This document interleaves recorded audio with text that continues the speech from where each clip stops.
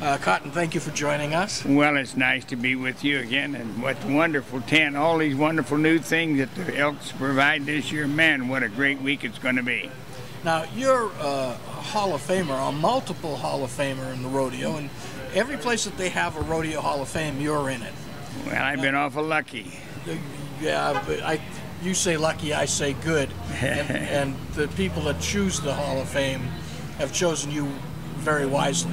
Now, well, thank you. We see for people that don't know you, you bring the rough stock, the bucking bulls and the bucking horses, right? Yeah, you might say, they're stock contractors that bring stock. We're rodeo producers. We try to bring, along with all the stock, some of the entertainment acts, things like that. We kind of co-produce the rodeo with the Elks, Tina and Bob Tallman and Wayne Brooks and all your committee. We try to give them our experience that we've accumulated in 60 years and going to 50 rodeos a year to the Elks and show them how to put on a bigger and better rodeo with their help and our help.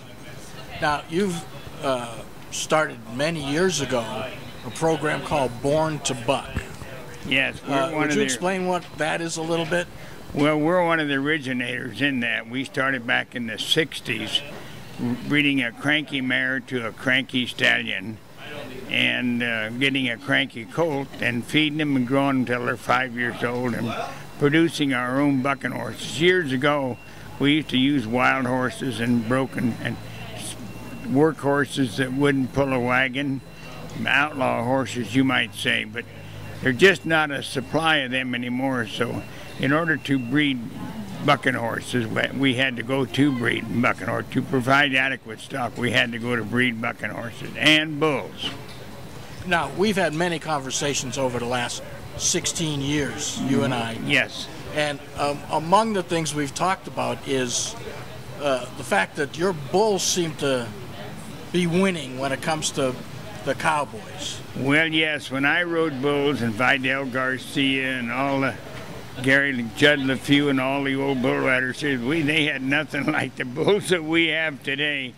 These bulls today are bred when we got the pedigrees of their mamas and pedigrees of their daddies. We've had bulls in it, one like Reindeer Dippin', who we just retired, 4 years in the PRCA, never ridden. In the PBR, 2 or 3 times they rode him. Justin McBride, the many times PBR champion, said I was on him 9 times and I couldn't even ride him when he didn't have his best day. But yes, the bulls today are ranker than the cowboys are. And then we grain them bulls and take care of them and condition them, and they're ready to go. And of course, they only buck 8 seconds, and that seems like not very long a time, but it's a long time to a bull rider sitting on top of them, holding on. Now, you've told me that you bred a better bucking bull. So what are the cowboys going to have to do to catch up? Well, they have videos, they study them, they do everything, but I don't know what they're going to do. They're getting better bull riders all the time, better equipment. They've introduced the Australian bull riders into the United States, and they're a tough lot. Of course, they come from a country which our money is so much better than theirs, and they can win so much money. They're tough competitors, and in the PBR, they really have dominated a lot of world champions. They're Brazilian bull riders. But it's a battle for the bull riders to keep up with the bulls. Now, this is a family affair and a love affair for your family. I've seen your wife here. You have one of your sons, a daughter. You're very involved in the rodeo for the whole Rosser family, right? Well, we are very involved. In fact, our whole family, my 5 children and my 2 ex-wives, and my present wife for the last 37 years.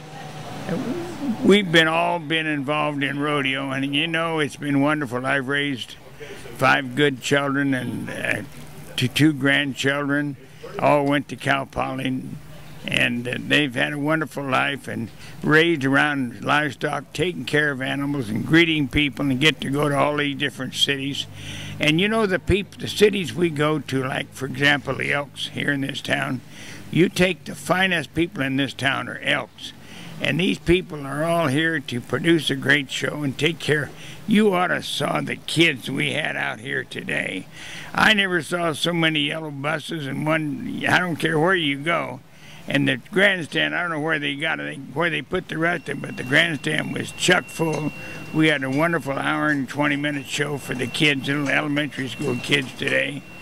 But the people we meet in rodeo are all volunteers. If it wasn't for volunteers, rodeo would not be successful. Elk clubs, Lions clubs, Kiwanis clubs, Mormon church, sheriff posses, and of course you got the Mid-State Fair up there with all their big things. But rodeo is really a family affair, and it's family with the committees, family with our family, and even family with the Cowboys.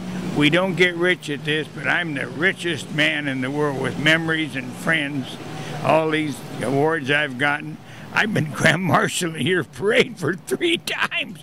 People, I've been here so many years, people forget. But I have enjoyed every minute of it. It's just a great thing to do, to come back to Santa Maria and see these hard-working elks. And by golly, this rodeo growing and growing. It's getting bigger and better every year, and so is this wonderful facility out here.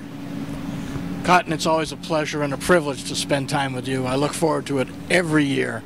Thank you very much for being with us. And it's nice to be at my home again in Santa Maria with all my college buddies, Manford, Sanders, and all of them here.